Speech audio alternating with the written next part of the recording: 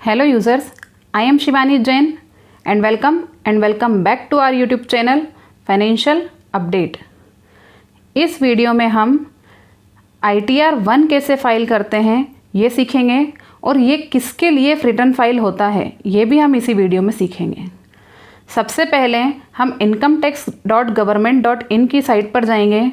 इस पर जाने के बाद हम इसमें सबसे पहले ये देखेंगे कि हमारे लिए कौन सा फॉर्म एप्लीकेबल है। हमारे लिए मतलब जो सैलरीड एम्प्लॉयड हैं उनके लिए कौन सा फॉर्म एप्लीकेबल है। इसके लिए हम इंडिविजुअल HUF में जाकर सैलरी एम्प्लॉयज़ पर जाकर return form applicable to me पर क्लिक करेंगे। यहाँ क्लिक करने के बाद हमारे पास एक ITR 1 सहज एप्लीकेबल फॉर इंडिविजुअल ये शो होगा। ये रिटर्न कौन कौन फाइल कर सकता है इसके लिए दिखाया गया है। तो सैलरी इनकम जिसकी है वो फाइल कर सकता है। इसके अलावा अगर किसी के पास एक ही हाउस प्रॉपर्टी है तो वो ये रिटर्न फाइल कर सकता है, लेकिन अगर एक से ज़्यादा हाउस प्रॉपर्टी की इनकम है तो वो इस हेड में रिटर्न इस फॉर्म में रिटर्न फाइल नहीं कर पाएगा। इसके अलावा अगर किसी पर्सन की अदर इनकम है जैसे इंटरेस्ट है, पेंशन है या डिविडेंड है, वो भी इस फॉर्म में रिटर्न फाइल कर सकते हैं।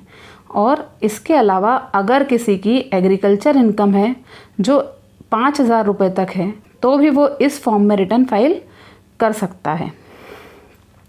इसके अलावा यहाँ पर एक लिस्ट है जिसमें लिखा है कि ITR 1 can not be used by the person who, मतलब ये लोग ITR 1 यूज़ नहीं कर सकते हैं। इसके अलावा अगर ITR 3 के लिए हम बात करें तो ITR 3 उनके लिए एप्लीकेबल है जिनकी बिजनेस इनकम है।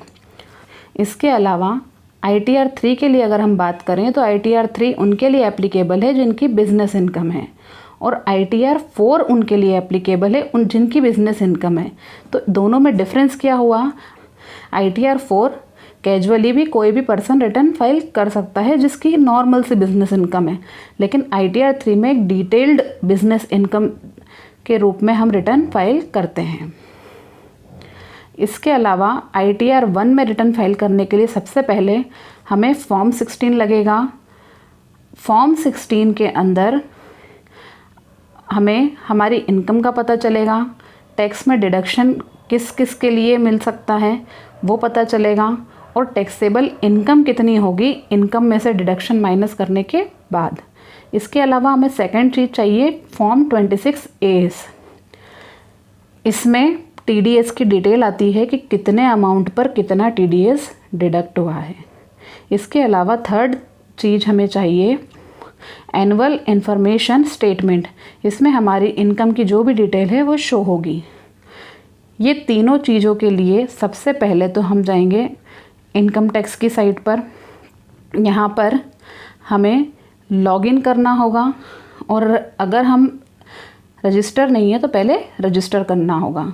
तो पहले हम लॉगिन करेंगे। लॉगिन के लिए हम हमारी यूज़र ID डालेंगे। यूज़र ID वही होगी जो हमारा पैन नंबर है। इसके बाद हम यहाँ पर चेक लगा के राइट टिक करके उसके बाद हम पासवर्ड जो भी हमारा पासवर्ड है उसे डालेंगे और पासवर्ड डालने के बाद हम कंटिन्यू पर क्लिक करेंगे तो हमें एक नया पेज ओपन होगा। हम इसमें लॉगिन हो गए हैं। इसमें हमें सामने प्रोफाइल की इन्फॉर्मेशन दिखेगी। अगर हमें प्रोफाइल में कुछ अपडेट करना है तो हम अपडेट पर क्लिक करके प्रोफाइल में अपडेट कर सकते हैं। इसके अलावा ये राइट साइड में यहाँ फाइल नाउ लिखा है, इससे हम फाइल नाउ पर क्लिक करके असेसमेंट ईयर 23-24 का रिटर्न फाइल कर सकते हैं। यहाँ हम असेसमेंट ईयर 23-24 सिलेक्ट कर लेंगे। उसके बाद ऑनलाइन और ऑफलाइन में से हम ऑनलाइन सिलेक्ट करेंगे। ऑफलाइन अगर हम सिलेक्ट करते हैं तो हम एक टेम्पलेट डाउनलोड करके उसमें डिटेल फीड करके फिर हम रिटर्न फाइल कर सकते हैं। हमने ऑनलाइन सिलेक्ट किया, कंटिन्यू पर क्लिक किया। क्लिक करने के बाद हमें अगर हमने पहले कोई रिटर्न प्रिपेयर कर रखा है तो हमें रिज्यूम फाइल का ऑप्शन आएगा और अगर हम फ्रेश रिटर्न फाइल करेंगे तो यहाँ नीचे स्टार्ट न्यू फाइलिंग दिखेगा। लेकिन उससे पहले हम पहले फॉर्म 16 और हमारा फॉर्म 26A ये दोनों प्रिपेयर करेंगे। इसके लिए ई फाइल में इनकम टैक्स रिटर्न पर ई फाइल में इनकम टैक्स रिटर्न पर व्यू 26A पर क्लिक करेंगे। इस पर क्लिक करने के बाद कंफर्म पर क्लिक करेंगे। जैसे ही कंफर्म पर क्लिक करेंगे तो हम TDS ट्रेसेस की साइट पे जा चुके हैं। इसमें हम आई एग्री के वहाँ चेक लगा कर प्रोसीड पर क्लिक करेंगे। जैसे ही प्रोसीड पर क्लिक करेंगे वहाँ लिखा आएगा व्यू TDS ट्रेसेस, तो हम उस पर क्लिक करेंगे। फिर हम एक नया पेज ओपन होगा, वहाँ हम असेसमेंट ईयर 23-24 सिलेक्ट करेंगे और व्यू एज HTML पर हम सिलेक्ट करके व्यू डाउनलोड पर क्लिक करेंगे। जैसे ही व्यू डाउनलोड पर क्लिक करेंगे तो हमारी TDS की पूरी डिटेल हमें शो होगी। इसके बाद हम AIS से इंफॉर्मेशन निकालेंगे, तो इसलिए हम AIS पर क्लिक करके प्रोसीड पर क्लिक करेंगे। प्रोसीड पर क्लिक करने के बाद हमें टैक्सपेयर इन्फॉर्मेशन समरी और एनुअल इन्फॉर्मेशन स्टेटमेंट 2 ऑप्शन दिखेंगे। टैक्सपेयर इन्फॉर्मेशन समरी में हमें हमारी डिटेल दिखेगी और नीचे हमें हमारी इनकम शो होगी, जो इनकम TDS के थ्रू या फिर किसी और के थ्रू हमारे अकाउंट में रिफ्लेक्ट कर रही है, तो वो इन्फॉर्मेशन हमें शो होगी। ये शो होने के बाद हम फॉर्म 16 से इस इंफॉर्मेशन को मिला लेंगे। ये फॉर्म 16 मैंने ओपन किया है, तो फॉर्म 16 से हम AIS की इंफॉर्मेशन और TDS की इंफॉर्मेशन जो फॉर्म 26 AS में होती है, तीनों को हम टैली कर लेंगे। ये करने के बाद हम स्टार्ट न्यू फाइलिंग पर क्लिक करेंगे। स्टार्ट न्यू फाइलिंग पर क्लिक करने के बाद हमें यहाँ पर इंडिविजुअल HUF और अदर्स में से सिलेक्ट करना है, तो हम जिनका रिटर्न फाइल कर रहे हैं वो इंडिविजुअल है। इंडिविजुअल सिलेक्ट करके कंटिन्यू पर क्लिक करेंगे। उसके बाद हमें ITR फॉर्म सिलेक्ट करना होगा, तो इसमें हम ITR 1 सिलेक्ट करेंगे। ITR 1 सिलेक्ट करने के बाद लेट्स गेट स्टार्टेड पर क्लिक करेंगे। ये जैसे ही हम स्टार्ट करेंगे वैसे ही हमें एक ऑप्शन आएगा कि हम रिटर्न फाइल क्यों कर रहे हैं। तो जिनका हम अभी रिटर्न फाइल कर रहे हैं उनकी इनकम एग्जेम्पशन लिमिट से ज़्यादा है, इसलिए हम ये सिलेक्ट कर लेंगे कि taxable income is more than the basic exemption limit. इसके बाद हम कंटिन्यू पर क्लिक करेंगे। कंटिन्यू पर क्लिक करते ही एक रिटर्न समरी हमारे सामने आएगी। ये रिटर्न समरी में हमें एक एक करके सभी को ओपन करके सब डिटेल फीड करके डिटेल चेक करके कंफर्म करना है। इसमें सबसे पहले हम पर्सनल इन्फॉर्मेशन पर जाएंगे, उस पर क्लिक करेंगे। हमें वहाँ पर प्रोफाइल और हमारी कॉन्टैक्ट डिटेल दिखेगी। अगर हमें इसमें कुछ चेंज करना है तो हम एडिट पर जाकर इसमें चेंजेस कर सकते हैं। इसके बाद नेचर ऑफ एम्प्लॉयमेंट में हम किसी और का रिटर्न फाइल कर रहे हैं जो इस कैटेगरी में नहीं आते हैं, तो हम अदर सिलेक्ट कर लेंगे। अदरवाइज़ यहाँ पर गवर्नमेंट एम्प्लॉय या पेंशनर या और भी ऑप्शंस है, अगर हम किसी और ऑप्शन में से आते हैं तो हम उसे सिलेक्ट कर लेंगे। इसके बाद फाइल्ड अंडर सेक्शन, तो हम 139(1) सिलेक्ट करेंगे क्योंकि हम ड्यू डेट के पहले रिटर्न फाइल कर रहे हैं। अगर हम ड्यू डेट के बाद रिटर्न फाइल करते तो हम कुछ और सेक्शन सिलेक्ट करते। फिर इसमें ऑप्शन है कि are you opting for new regime या टैक्स ओल्ड रिजिम, तो हम न्यू रिजिम को सिलेक्ट नहीं कर रहे हैं, इसलिए हम न्यू रिजिम को नो कर देंगे। अब ओल्ड रिजिम से हमें क्या क्या बेनिफिट है, इसमें हमें टैक्सेबल इनकम के साथ साथ हम डिडक्शन भी क्लेम कर सकते हैं। सेक्शन 80C में डिडक्शन ले सकते हैं, HRA का डिडक्शन ले सकते हैं।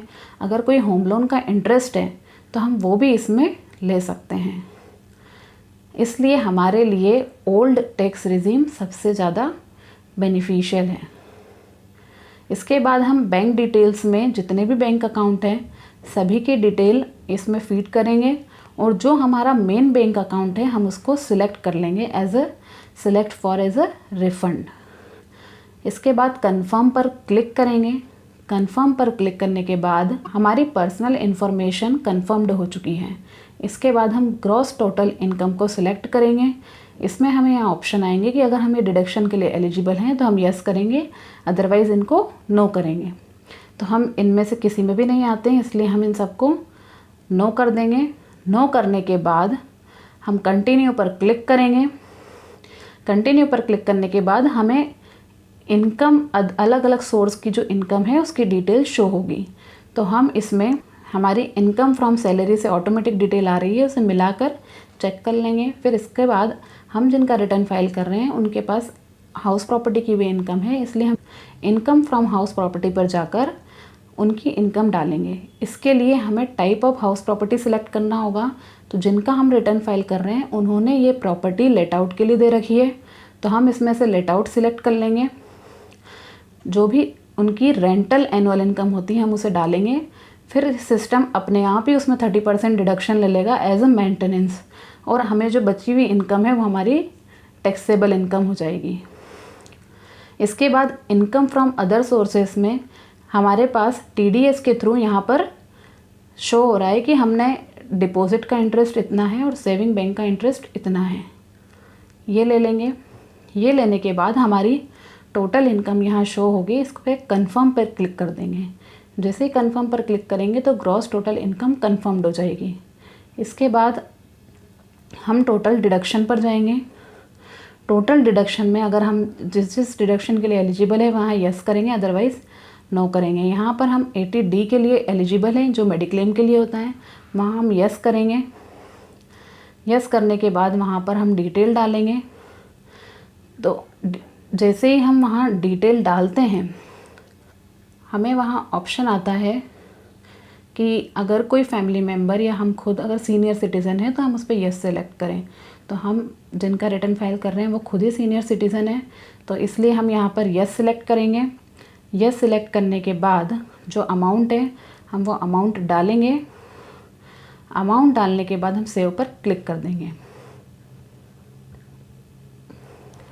इसके बाद 80 TTB में हम सेविंग बैंक का इंटरेस्ट और डिपॉजिट का इंटरेस्ट डालेंगे और टोटल एक बार चेक करके हम सेव पर क्लिक कर देंगे। इसके बाद हमारी टोटल डिडक्शन की डिटेल आ जाएगी। तो हमारा टोटल डिडक्शन हम एक बार चेक करके कंफर्म कर देंगे। इसके बाद हम टैक्स पेड वाले इंफॉर्मेशन में जाएंगे। उसको ओपन करके हमने जो टैक्स पे किया है उसकी इन्फॉर्मेशन हमें वहाँ शो होगी। जो TDS वाला जो टैक्स है जो हम ऑलरेडी पे कर चुके हैं वो एक बार चेक करके कंफर्म पर क्लिक कर देंगे। जैसे ही कंफर्म पर क्लिक करेंगे तो हमारे पास हमारी व्यू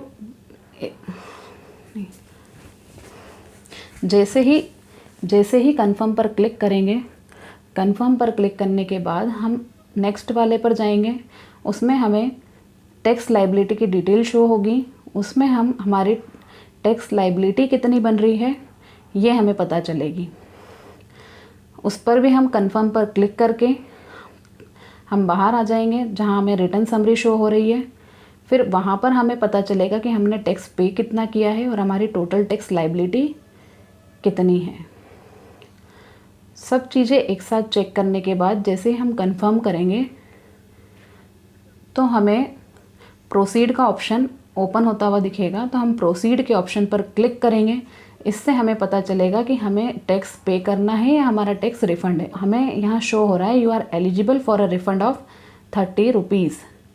तो इस पर हम प्रीव्यू रिटर्न पर क्लिक कर देंगे।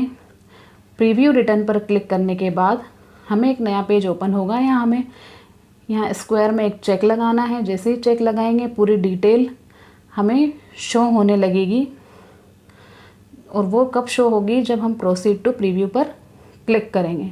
तो प्रोसीड टू प्रीव्यू पर क्लिक करने के बाद हमें एक फॉर्म के टाइप में पूरी डिटेल एक साथ शो होगी। जितनी भी डिटेल हमने डाली है, जैसे सैलरी है, हाउस प्रॉपर्टी की इनकम है, इंटरेस्ट है, डिडक्शन है, बैंक की डिटेल है, हमारी पर्सनल डिटेल है, हम एक बार सारी डिटेल फिर से मैच करके प्रोसीड टू वैलिडेशन पर क्लिक कर देंगे। प्रोसीड टू वैलिडेशन पर क्लिक करने के बाद हमें यहाँ वैलिडेशन सक्सेसफुल का ऑप्शन आ जाएगा। अगर कोई एरर आती है तो हम उस एरर पर क्लिक करके उस एरर को ठीक कर सकते हैं, लेकिन यहाँ कोई एरर नहीं आई है। तो हम अब प्रोसीड टू वेरिफिकेशन की तरफ आगे बढ़ेंगे। इसमें जाने के बाद हमें 3 ऑप्शन दिखेंगे, ई वेरीफाई नाउ, ई वेरीफाई लेटर या वेरीफाई वाया ITR-V। तो हम ई वेरीफाई नाउ पर क्लिक करेंगे और जैसे ही हम ई वेरीफाई को सिलेक्ट करके कंटिन्यू पर क्लिक करते हैं, कंटिन्यू पर क्लिक करने के बाद हमें इतने ऑप्शन दिखते हैं कि हम ई वेरीफाई कैसे करना चाहते हैं। तो हम अभी आधार OTP के थ्रू ई वेरीफाई करेंगे। सबसे ईजी तरीका यही होता है, अगर हमारे आधार में हमारा मोबाइल नंबर लिंक है तो। फिर हम यहाँ पर I agree to validate my Aadhaar details पर क्लिक करेंगे। उस पर क्लिक करने के बाद हमें जनरेट आधार OTP दिखेगा। जनरेट आधार OTP पर क्लिक करेंगे। उस पर क्लिक करने के बाद हमारे पास एक OTP आएगा। OTP की डिटेल हम डालकर वैलिडेट पर क्लिक करेंगे तो वो OTP हमारा सक्सेसफुली वेरीफाई हो जाएगा। और वेरीफाई करने के बाद हम सबमिट के बटन पर क्लिक कर देंगे, जिससे हमारा रिटर्न फाइल हो जाएगा। अगर आपको हमारी ये वीडियो हेल्पफुल लगी हो और आपको इससे कोई भी जानकारी मिली हो जिससे आप कुछ नया सीख पाए हों, तो आप प्लीज़ इस वीडियो को लाइक करें और आगे ऐसी ही वीडियो देखने के लिए हमारे चैनल को सब्सक्राइब करें। और अगर कोई क्वेरी हो तो आप कमेंट सेक्शन में पूछ सकते हैं। Thank you.